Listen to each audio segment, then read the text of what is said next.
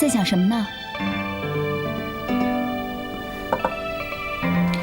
这2天你老是心神不宁，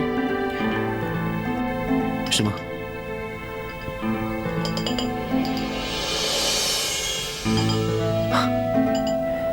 任何事情经过你的调教，总是能发挥200%的潜力。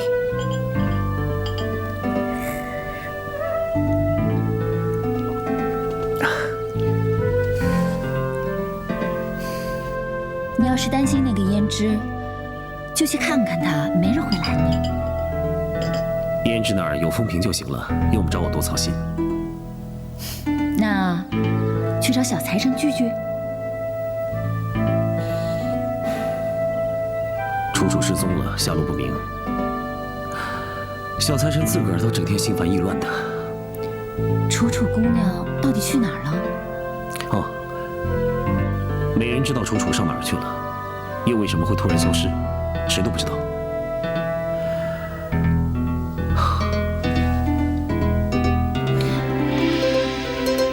难道真的有人护送翡翠娃娃和楚楚出京？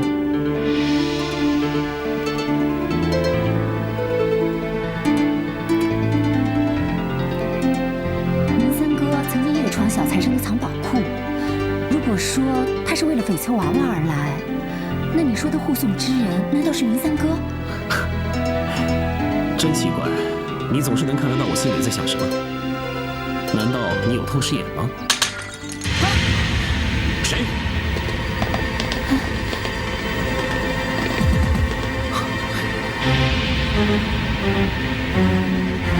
胭脂。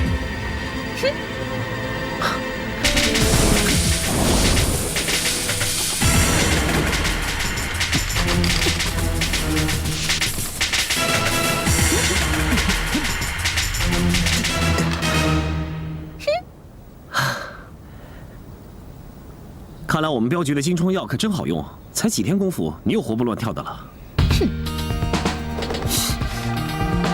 知道我受伤，为什么不去看我呀？我怕我去了，一不小心有人生气。为了让你好好休养，还是不吵你为好。你有空跟别的女人瞎扯，就没时间关心我一下吗？别的女人？哦，你说彩玉啊？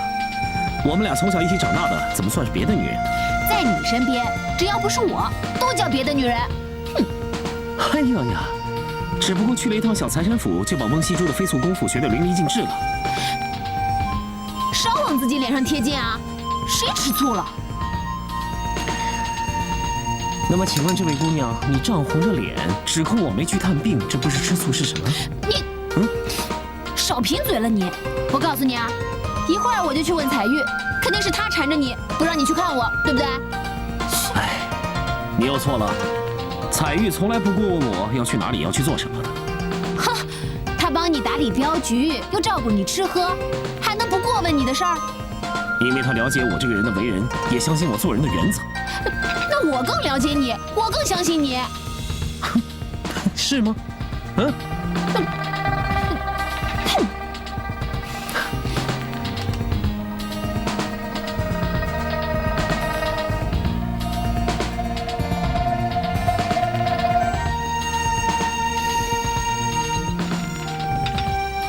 好了，我说了，彩玉跟我从小一块长大的，一起长大，一起长大就可以那样握着手吗？又不是亲兄妹。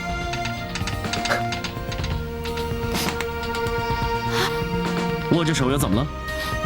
那不是比亲兄妹更亲了吗？你的意思是，你们比亲兄妹还亲？那你把彩玉就当妹妹看了？也可以这么说吧。那你早说嘛！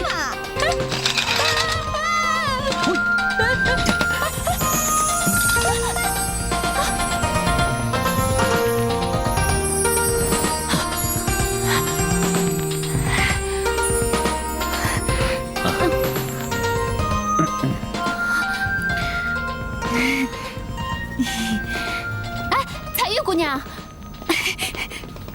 我正跟你的郭旭哥哥说你呢，你们兄妹感情那么好，真的让人挺羡慕的。我决定了，这郭旭的妹妹就是我的妹妹，以后我保护你。什么妹妹啊？论岁数的话，你应该叫她彩玉姐姐。不必计较那些礼数，胭脂姑娘随意吧，自在就好。你看，人家彩玉多懂事儿啊，比你爽快多了。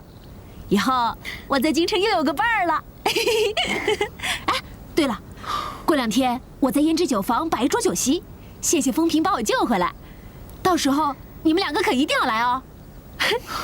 哎，就是风平这2天出公差了，这样吧，等他一回来我就通知你们啊。啊，风平出公差了，我怎么没听说呢？因为呢，他只告诉我一个人。除非有重大案件，否则风平不会离开京城的。是啊，这样不告而别，不太像风平阁的作风。喂，风平出公差，你们2个的表情用得着这么奇怪吗？到底怎么回事啊？风平恐怕出事了，我得去顺天府问清楚。出事了？那还等什么？赶快走啊！我也跟你们一起去。彩玉姑娘，这顺天府是什么地方？指不定会发生什么事。你又不会武功，要真打起来，我们还得分神照顾你。你呀，就在这儿等消息吧啊！可是，哎呀，你的郭旭哥哥担心你，不就是我担心你？不让你去，那是为了你好啊！离开了？对呀，风头他突然说不干了，我们被他吓了一跳。郭少爷，您和风头是好朋友，怎么连您也不知道？笨蛋！郭旭要是知道，我们还来问你们干什么？哎呀，顺天府衙的差事，说不干就不干了，总得有个理由吧？哎，这事儿真奇怪啊！风平向来做事严明，不会无缘无故的辞职，失踪必然有原因的。如果你们知道些什么，请告诉郭某。前几天深夜，我当完差回来，看到锦衣卫把风头押上囚车带走了。啊！囚车？郭旭，我不放心，所以跟过来看看。风平哥呢？听说被锦衣卫带走了。哎，那天风平跟我说会有一阵子看不到他，原来他早就知道自己会出事的。哎呀，北镇抚司赵玉那可不是人待的地方，这可怎么办呢？劫囚！啊！你疯了！在顺天府大门口嚷嚷喊劫囚，你不要命了？朋友有难，两肋插刀，死不足惜。顾旭，如果咱们俩联手的话，我就不信打不过那帮锦衣卫。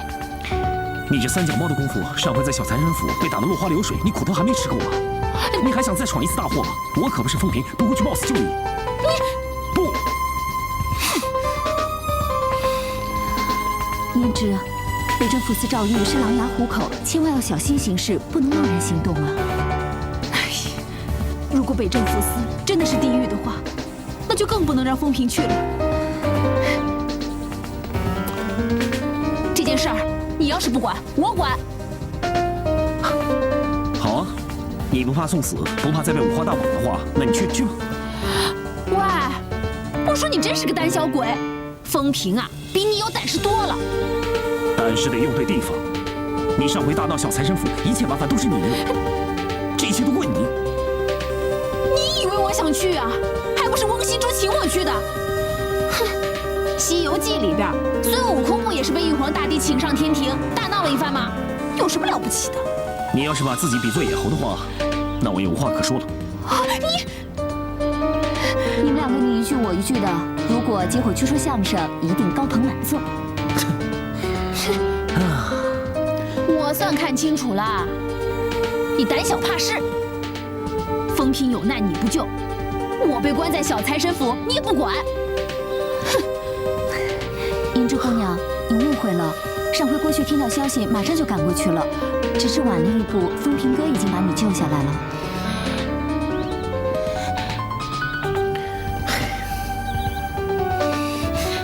你的腿比风平的短吗？为什么要晚一点？不过看你有这份心，我就不跟你计较了。可是这次风评有事儿，你的腿可要跑快一点啊！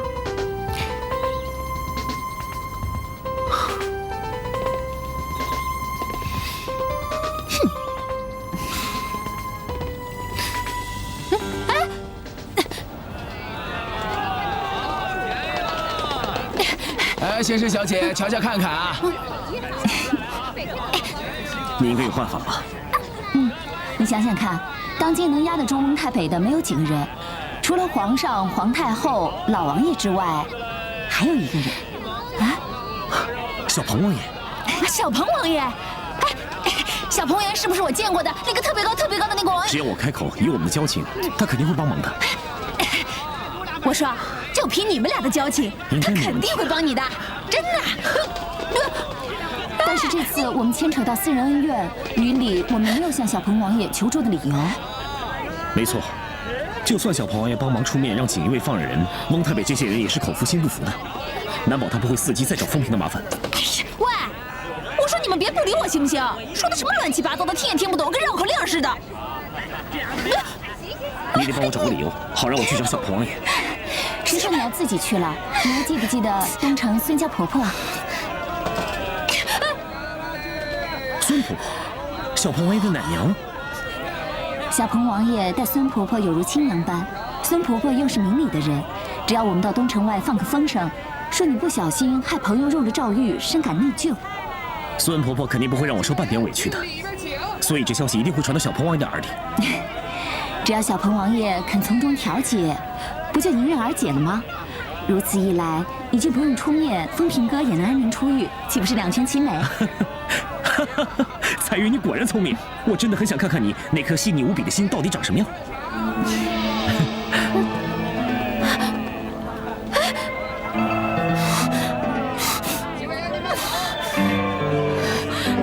他的心有什么好看的？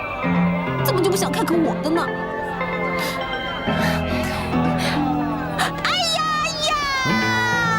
你怎么了？要你管！我心痛！哼！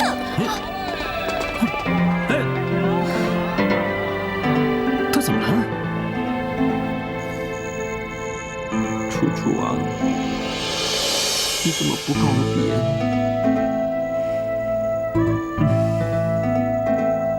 归期楚楚，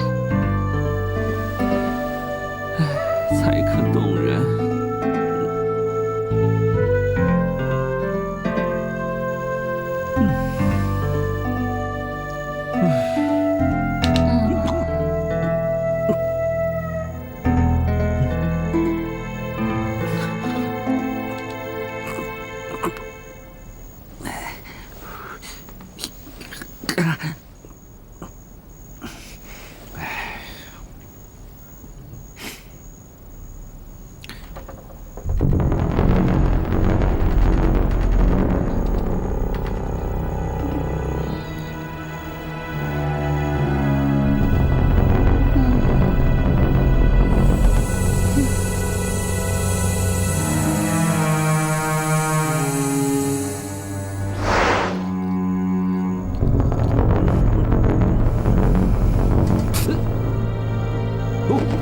别动！老公怎么了？啊！不许叫！你好大的胆子！你知道这是什么地方吗？我告诉你，就算你胆大进得来，你也冲不出去。没错，你南唐法网，你废话少说，把翡翠娃娃交出来，我就饶你们不死。翡翠娃娃，翡翠娃娃，翡翠娃娃没了！上次那贼人已经把他偷走了。上次那人正是我，但是我并没有偷翡翠娃娃，别想诬赖我。我知道上回不是你，上回那个贼人来的时候，翡翠娃娃并不在藏宝室里。我也正想知道是谁偷走了翡翠娃娃，正好借你的剑用用，帮我问问看，是不是你偷走了翡翠娃娃？哎，徐叔，你怎么？邓夫人果然好胆色，那我就恭敬不如从命了。冒犯了，说到底把翡翠娃娃藏哪儿了？我真没偷翡翠娃娃，我偷那个干什么？我劝你还是如实招了翡翠娃娃的下落，否则别怪我的剑任血不认人。哎，我知道。西珠，你说句话呀！说谎的男人不要也罢。与其睡在我身边的是个欺骗我的丈夫，我宁可做寡妇啊！还不说啊？心脏在这里啊，看准点。等，翁西珠，我说你怎么你比你爹的锦衣卫还要？说不说呀？少废话！信不信我宰了你？我说，我送人了。送给谁了？刺，往这刺，刺偏了我不怪你，我会向我爹求情，让你不死。翁西珠，我说我送给神仙居的楚楚了。当然，你竟然送给楚楚，你敢送给楚楚？你给我滚！大人明察呀，楚楚忘恩负义，我好心收留，谁知道他一声不吭就这样走了。一夜之间就消失得无影无踪，也不过是个弱智女流，难道能飞天遁地不成？民妇不敢撒谎，真的什么都不知道。那么，她的出身，你总该知道吧？这当初经牙婆介绍，我看她长得好看，谈吐不俗，心想准是有难言之隐，才会投入红尘，就什么都没问，把她给收下了。来人呐，在！将这个伤风败俗的妇人关起来，何时招供，何时放人。还有，将神仙居封了他，不准再做生意。去吧。大人，我真的什么都不知道。大人，我真的什么都不知道啊！去刑府。卑职在。派人城门内外严守，彻查可疑女子。一定要把这个楚楚给我捉回来。卑职立刻去办。卑职告退。小鹏王爷到。不知小鹏王爷前来，有失远迎，卑职失礼了。免礼了。这是皇上赐给我的贡茶，来自福建武夷山的岩茶，你尝尝。啊，来，快，拿去沏了。啊，请啊。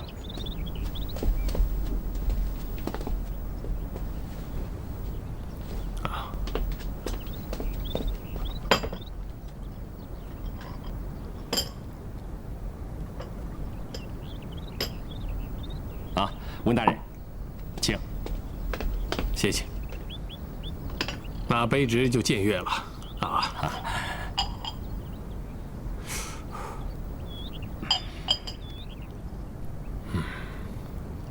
清香甘甜，果然是茶中极品呐。喜欢你就留着喝吧。卑职不敢，此乃皇上御赐之宝。皇上御赐宝物。岂止这一样，翁大人的女婿小财神府上不也有皇太后赏赐的宝物吗？小鹏王爷的意思是？别紧张，我不是来谈宝物的，倒是有件事情，我想跟翁大人商量。我奶娘孙婆婆告诉我，坊间盛传，翁大人的千金派锦衣卫砸了间小酒房。坊间的传言不可尽信。哦，传得沸沸扬扬的，空穴不来风吧？你的意思是，我奶娘孙婆婆造谣了？啊，卑职不敢。对了，我听说顺天府的风捕头失踪了，你可知此事？啊，这个锦衣卫砸了百姓的酒房，强压民女，风捕头前去为民伸冤，乃职责所在。话虽如此，可是他不识时务，得罪了不该得罪的人。王大人，你看我的薄面，得饶人处且饶人呢。回小鹏王爷，我们锦衣卫是代表朝廷的，维护法统乃职责所在。可是那风平，他身为衙门中人，竟然以锦衣卫为敌，与朝廷为敌，与天子为敌，这么做岂不该以儆效尤吗？皇上宅心仁厚，相信不会计较这些小事，对吗？这怎么能算是小事呢？指挥使，人人都知道西珠是你的掌上千金，应该说是备受娇宠。开酒坊的胭脂只不过是个山村里的姑娘，坦率无事，西珠任性处事也就算了，总不会连指挥使也和她一般见识吧？小鹏王爷有所不知，是胭脂那女子无力在先，才逼得西珠不得不报官处理啊。我怎么听闻是风平去小财神府，说有人报官，邓府私刑压人呢？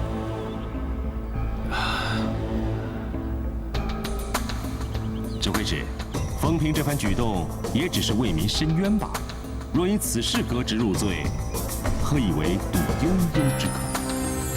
既然小鹏王爷这样说了，卑职一定谨慎处理，绝不落人口实，请小鹏王爷放心。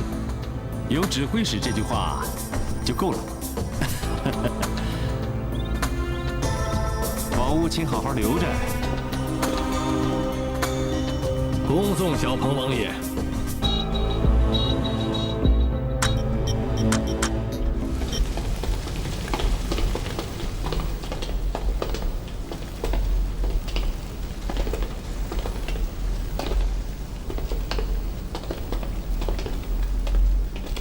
指挥使大人来了，还不赶快起身迎接？装死啊！开锁。是。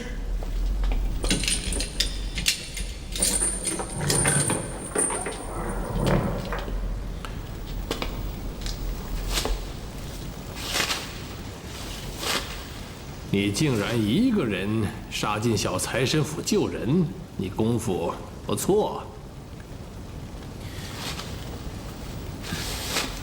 是吗？可惜啊，王法面前人人平等。你身为顺天府的捕头，竟然公然和我们锦衣卫作对，乃罪加一等，知道吗？哼，当初是我一人独闯小财神府，今日大人要杀要剐，我早有准备。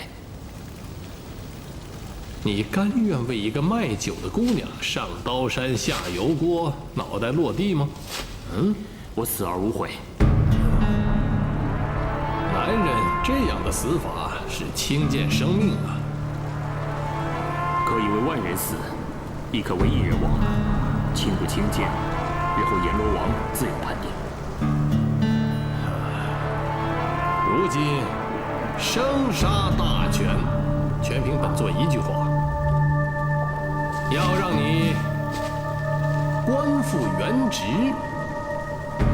也是本座一句话。只要你肯听我的，我这就放了你。像你这样身怀绝技的人，心比天高。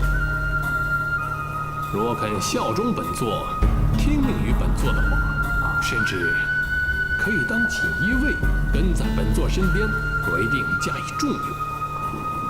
至于这次你恐吓小女之事，我就当作是那个胭脂姑娘的错，不再跟你计较。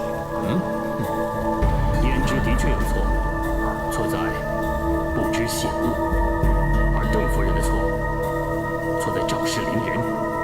虽然我只是个小捕头，但我受朝廷俸禄，应该正是非、正刚劲。到如今，你还要为那个女子说话？锦衣卫自大扰民，向来严狗病。这一次，竟然听翁西珠摆布撕牙胭脂，若闹出人命，恐怕人头落地的并不是我，而是你的宝贝女儿翁西珠。大人既然有功夫来这里，不如回去好好管教你的女儿。我看你是不想出去了啊！这几日庸碌繁忙，来到这里，正好清静休养。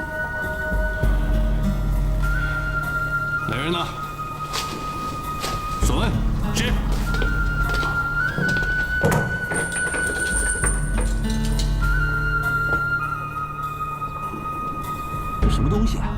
不想吃啊？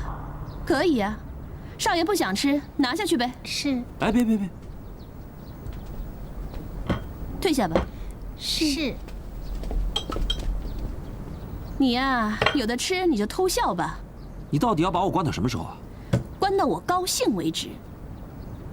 这刮风下雨都有停的时候，你的气就不能消吗？而且你把我关在这边，外面很多应酬我都去不了，没有应酬就没有生意，没有生意你就没有银两花。你还敢说？这次就是你应酬应坏的事。哼，你真该死啊！皇太后给我的宝贝，你也敢乱送人？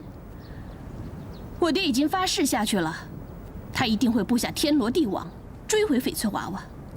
到那个时候，楚楚他也会难逃法网。等我爹捉到他之后，我一定会剥了他的皮，出了他的筋，以消我心头之恨。爹要捉拿楚楚啊？怎么，你心疼了？哼，一个青楼女子，竟敢私藏皇家宝物，该当何罪？只有你这个大傻瓜，到现在还在帮他说话。哪有？你既然这么挂念他，那我就当着人面把他活活折磨到死，然后你就抱着那堆白骨去睡。哎，等等。哎，老婆，你知道我最疼惜你的吧？少来这套！要撒娇，去找你那个不要脸的楚楚吧！哼！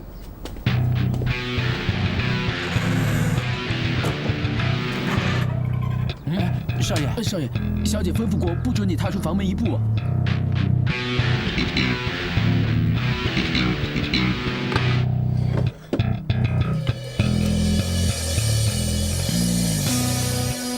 我们家少爷说了，这是上次跟你打赌的土鸡，愿赌服输，还交代我亲手交给你。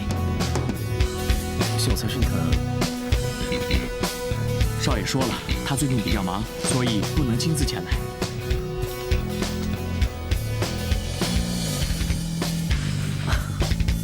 啊，我还以为你们家少爷会赖账呢。万万没有，万万没有。这1000两银票我收到了，你回去告诉小财神，改天我一定登门致谢。好的，我一定转告。郭少爷，那我先告辞了。告辞。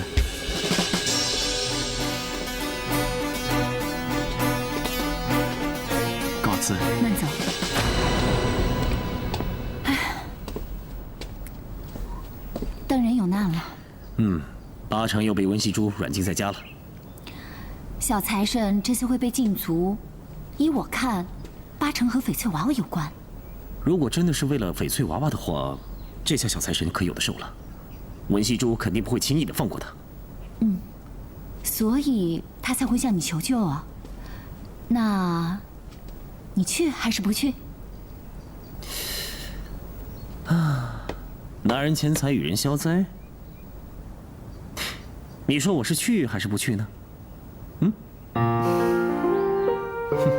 国旭，我的救星，你终于来了！我等你等得好苦。来，走。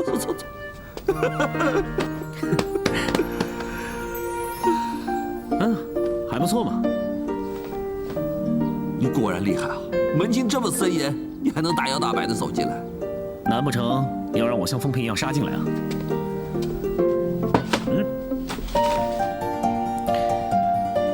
你果然是我的好兄弟。这是降服局的酱肉，给你解解馋呢。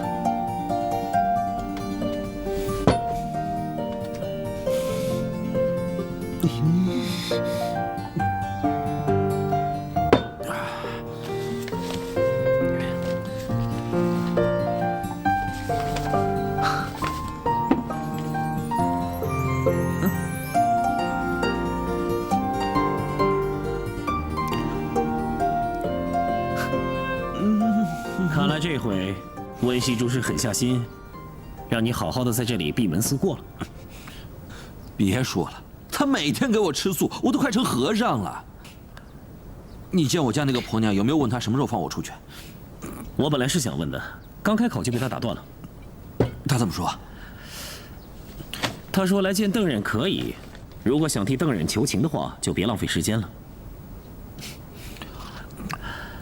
我说小财神呐，这次西珠又是为了什么把你关起来啊？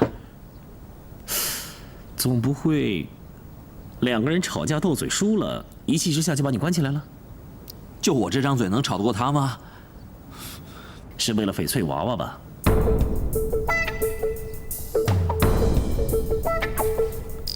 不过是12尊翡翠娃娃嘛，平常放在家里面，他看也不看，问也不问。现在不见了，他在那里大惊小怪，神经病。如果宝物只是丢了是小，但送错了人可就事大了。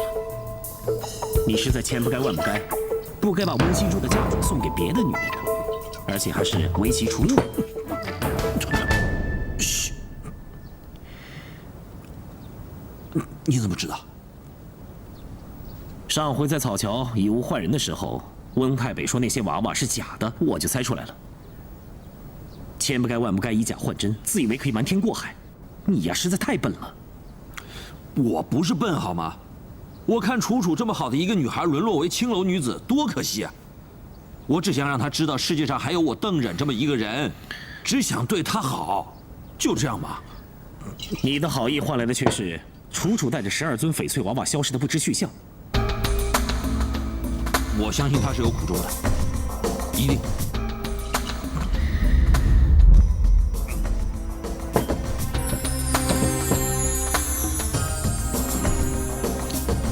都说这柿子得挑软的吃，我邓忍是软柿子吗？啊！王太北的女儿骄纵任性，世人皆知，就我不知。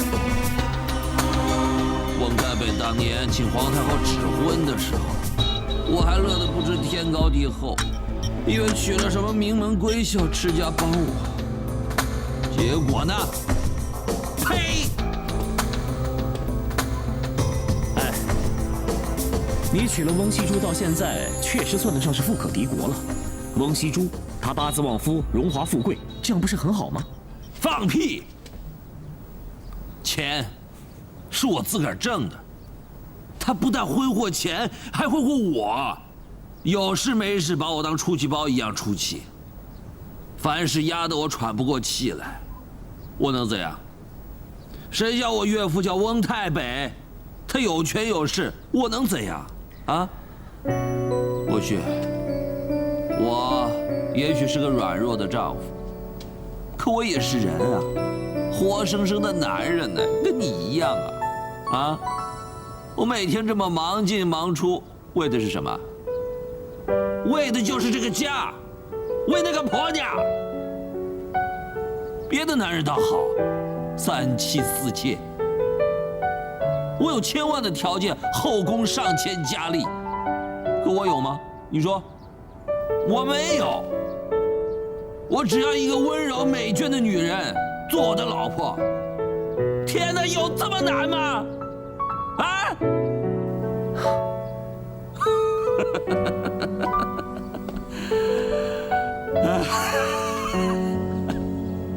神啊，你给我千金万银，怎么不给我快乐啊？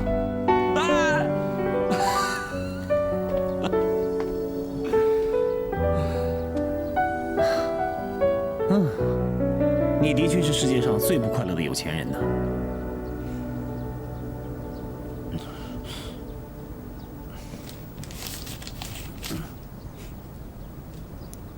这1万两银票是我仅有的私房钱了，拿去。小财神，你这是干什么？郭旭，有一件事情你一定要帮我，因为也只有你才能帮我，啊！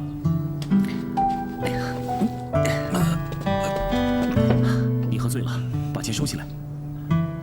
不是我要收起来，是你要收起来，你知道吗？为了那翡翠娃娃，翁太北已经下达全国通令，要抓楚楚归案呢。我真不敢想象他被抓了之后要受到什么样的酷刑。所以过去，你一定要找到他，并且护送他出京城，安全去到他想要去的地方。我也求你，安排好他生活上各样所需，这1万两也许不够，但是你拿着，未来我10倍、100倍的还给你。哎呀，楚楚到现在人在不在京城我都不知道。我不管，你一定要找到楚楚，一定要安全护送她出京，并且安排好她生活上各样所需啊。过去我问你，咱俩兄弟这么多年，我什么时候求过你？你说。你真的喝醉了？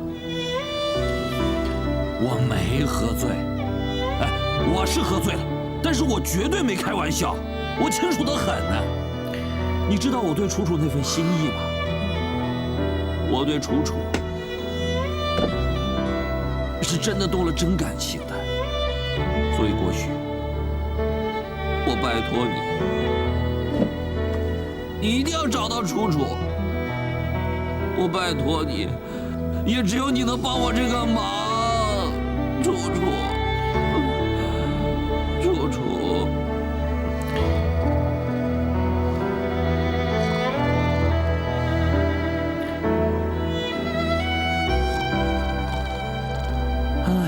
小财神啊，小财神，找回了楚楚又能怎么样呢？哼！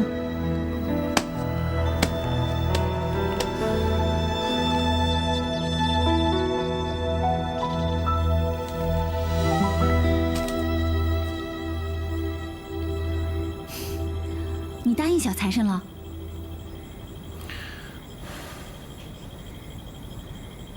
收下这张银票之前，你得先回答我几个问题。什么问题啊？你拿了小财神这张银票，代表你愿意找到楚楚，护送她出京，也表示你愿意走这趟镖了。小财神喝醉了，我只能先收下银票。你别装傻，你知道我的意思的。你既然收下这张银票，就代表你要重掌镖局。那么接下来有生意上门，我们都该应接不误，对吧？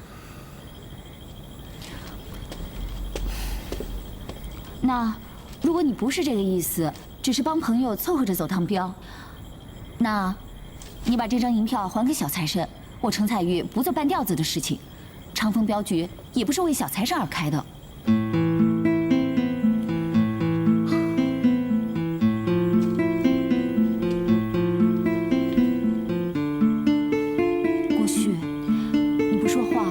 知道你的内心在想什么？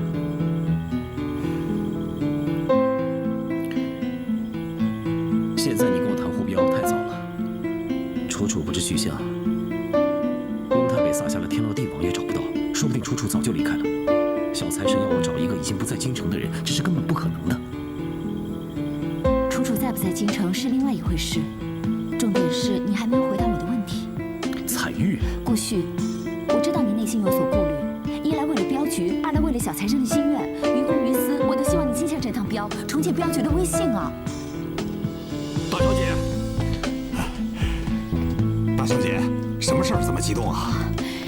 六叔、侯叔，你们来的正好。这张是小财神给的银票，他想委托郭旭走一趟镖。什么？少局主，你终于想通了！太好了，太好了！我去白酒蛇宴，好好庆贺一番。对，赶快去买鞭炮放一放，昭告天下，长风镖局雄风再起呀！对，等一下，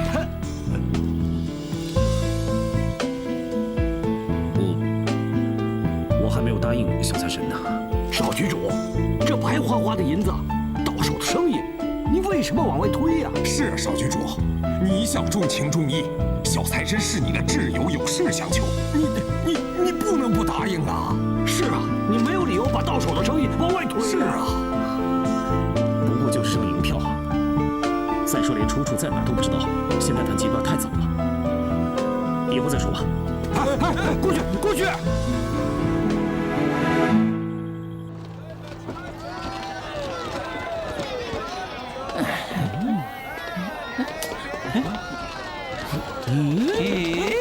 站住！我告诉你，我们今天是受人之托，邀请您去喝酒的。对，喝酒。没名没姓的，我不去。哎呀，你怎么这么笨呢？去了不就知道了吗？对呀，就是嘛。是谁我都没兴趣，我只不过是一个卖煤的，没什么可以跟人交际的，也不需要结识你们这样的三教九流。说的没错，真是个难搞的死刚头。对，如果我去了，只会破坏大家喝酒的兴致，请各位别挡路。我告诉你，咱哥儿几个在这儿也是体面人呐。对呀，答应别人的事儿就一定要做到。今天你去也得去，不去也得给我去。没错，我们冀北三郎是说到就得做到。对，说到做到。不许走，不许走。什么呀？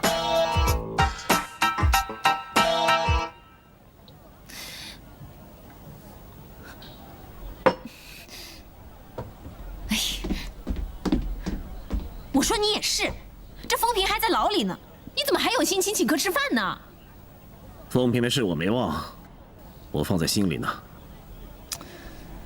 哎，那个大高个儿，我是说小鹏王爷，他去找那个翁太北求情，居然也没用。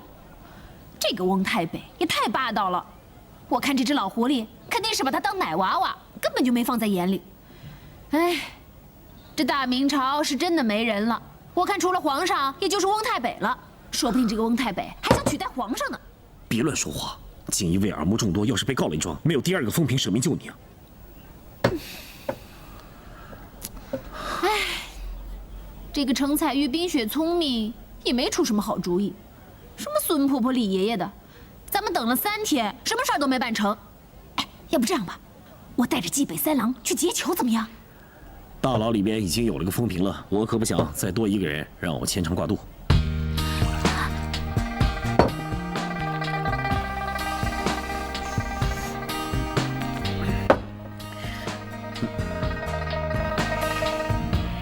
你干嘛这么看着我？你也会担心我呀？你冒冒失失的，能不让我担心吗？你对我真好。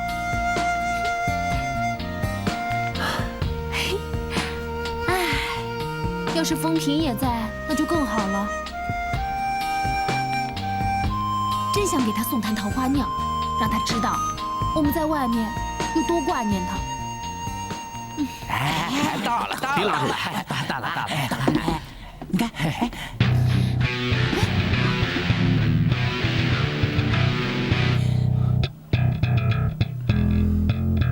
是他们。怎么会是他？这不是那个阎罗煞星吗？踢！你们真以为这样就能挡住我吗？他们是受我所托，有气就发在我身上吧。哎，你们3个啊，赶快去练功，摔破了1个碗就罚你们不准喝酒。快去啊！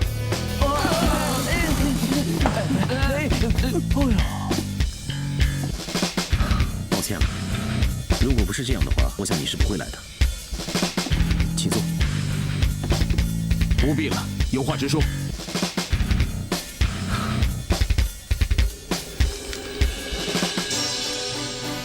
我的朋友小财神委托我一项生意，这是脱标银票。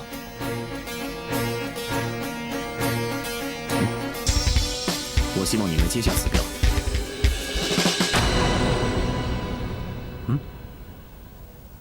这是你朋友托的标，为什么却往我这里推？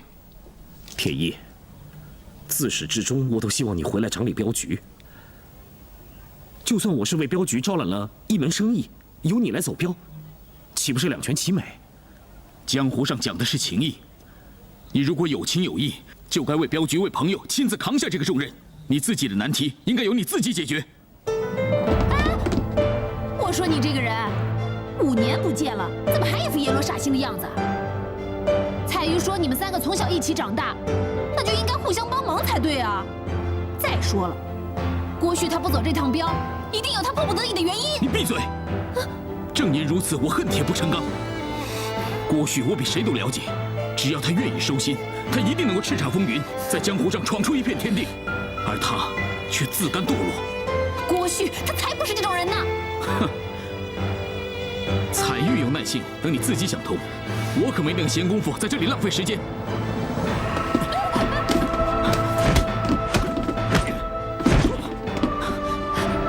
怕什么？来呀！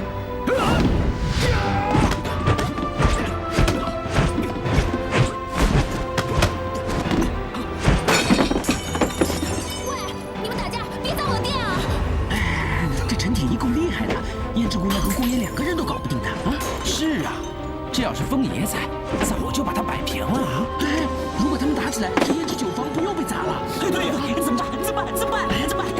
嘿，你到哪儿去？你别跑！我不是我是去长风镖局搬救兵，别拉我！搬救兵！对。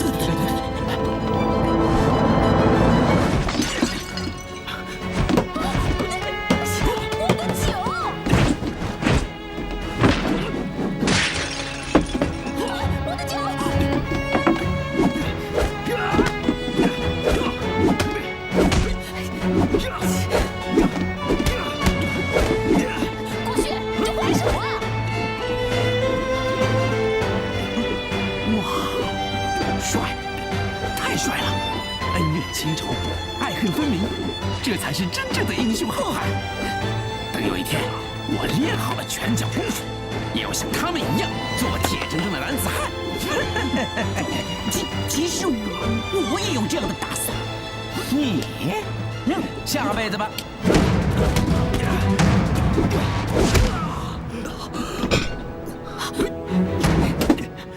郭旭，姐姐。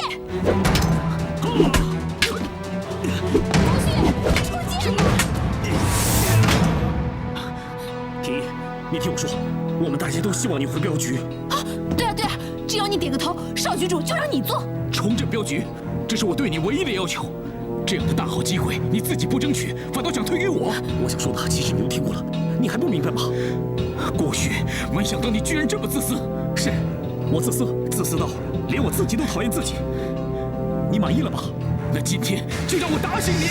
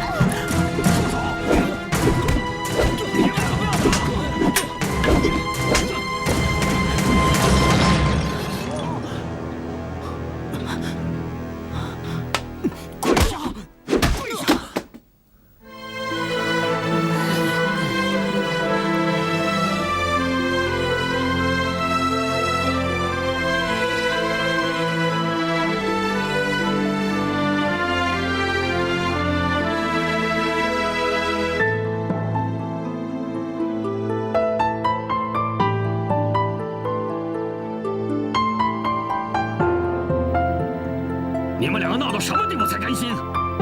一个离家不管，一个在家玩耍。当年2位当家的，为了一句承诺，死命护镖，不惜牺牲自己，临终前把你们俩托付给我们。我跟侯坤念在2位当家的份上，把你们当成亲生儿子一样拉扯成人。你们今天反目成仇，水火不容。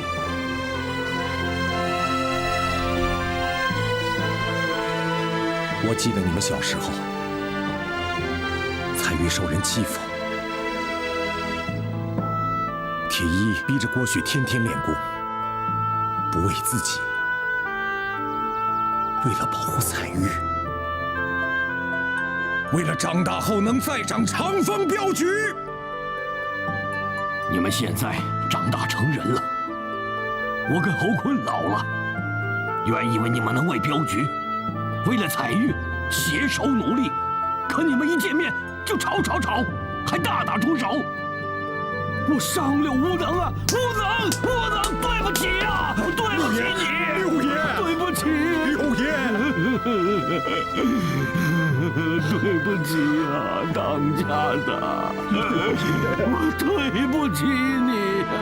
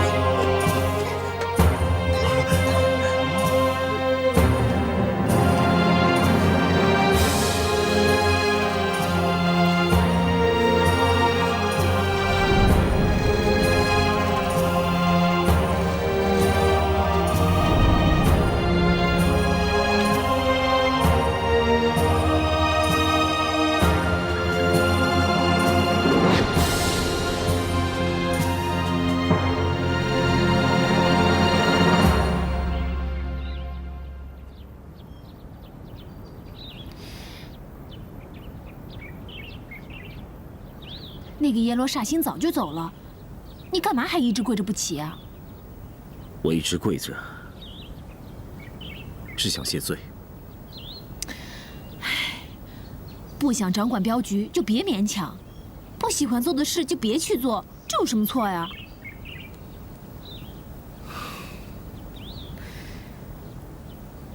不过，我倒是看明白了。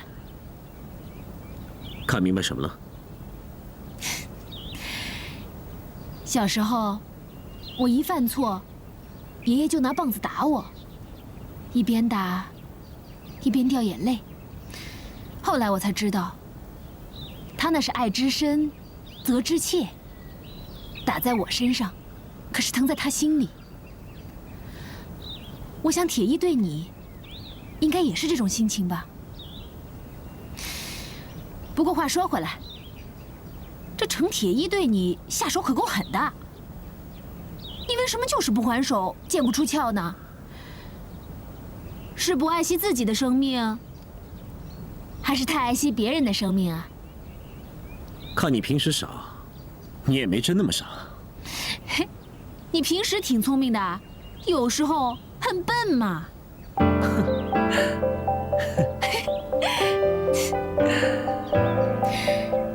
你终于笑了。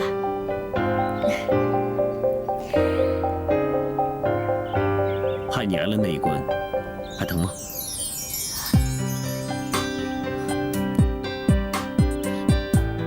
你再说一遍。我刚刚是问你挨了那一棍，没伤着吧？后面那句。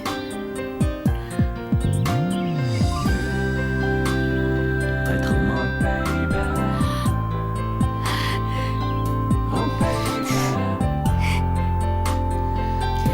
这句话真好听。凌晨2点，雨点落在屋檐，听着唱片，再没有一点睡眠，因为这些天你又在我心中盘旋。或许你还记得5年前，在我家院子里，我对你说过的那些话吗？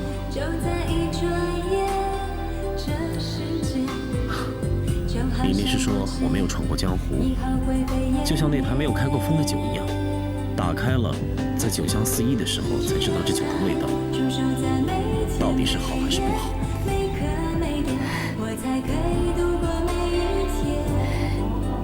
小财神说，咱俩只有一面之缘。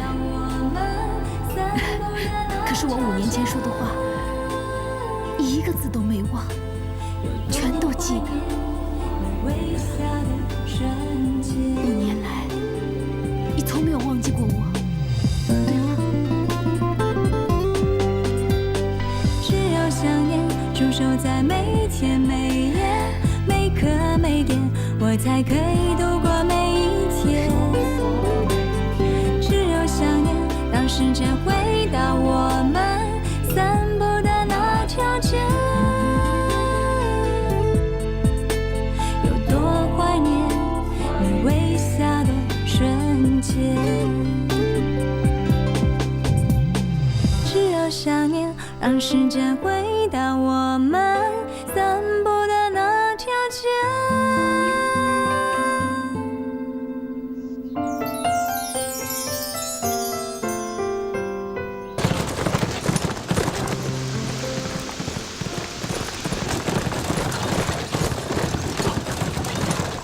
京城马上就到了，再忍耐一下。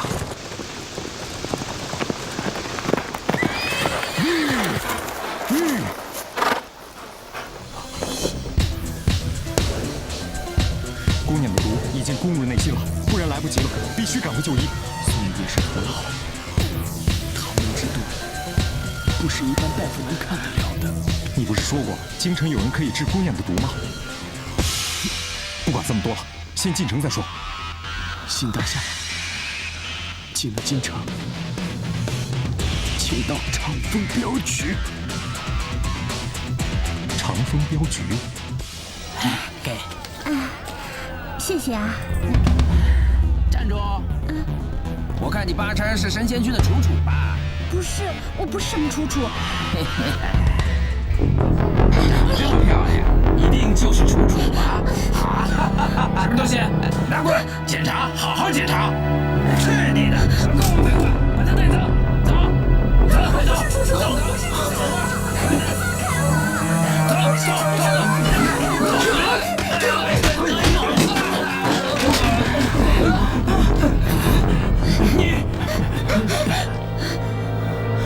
你是什么人？我们锦衣卫奉命办事，你别多管闲事。你们不必把腰牌亮出来，程某早就知道，你们2个就是欺压善良百姓的狗腿子，平时只知道欺善扒恶。这是王掌柜的女儿，我可以作证，我素梅的时候见过她，她根本就不是你们要找的人，你们是假公济私，故意刁难她。好，看来你跟这个死丫头，你们俩是一伙的，自讨苦吃。行，一个都别走，吹哨叫人，来人呐！来人呐！你赶快走，这里我来应付。快来人呐！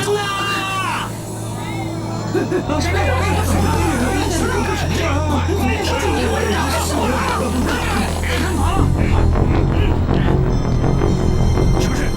大人，小人刚刚查到一名可疑女子，正要把她带去问话，没想到这个人竟敢多管闲事。对，就是他。放肆！大美小子竟敢妨碍执行公务！我要是怕你们人多，我就不叫程铁一了。程铁一，拿下！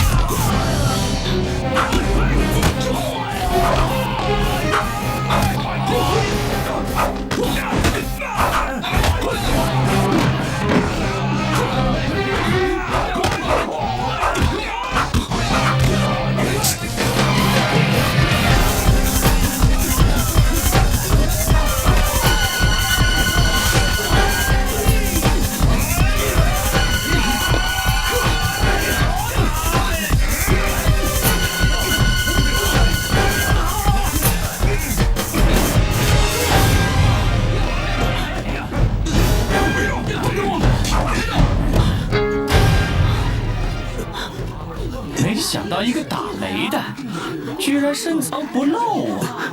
你们这群狗腿子，欺软怕硬的狗奴才，你们以为老百姓就好欺负吗？谅你有3头6臂，也逃不出锦衣卫闻名天下的捕网。带走，走。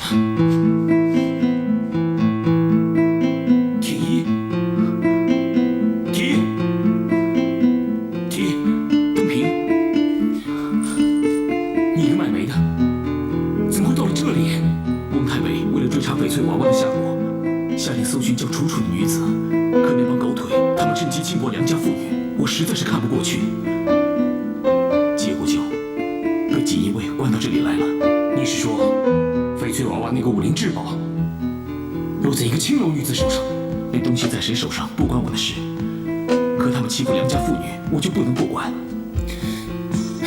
真造孽！我听说你也是因为与锦衣卫为敌，杀进了小财神府，救走了胭脂。我为了个不相干的女人，你却为了个卖酒的姑娘。想不到一直以来坐怀不乱的风捕头，为了一个女子，居然也会这么冲动。为了女人，我执法，你仗义，殊途同归。说的是，咱们2个人确实是殊途同归，都当着北镇抚司赵玉来长见识了。百闻不如一见，见面不如亲身体验。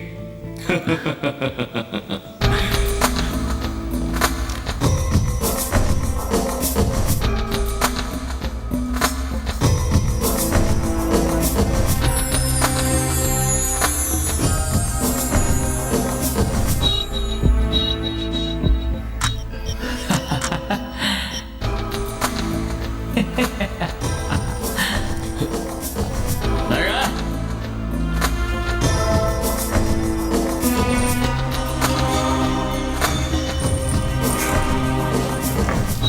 快走，走！快走，快点！喂，你们抓错人了！出尔小财神府劫人的是我，受罚的该是我。闭嘴！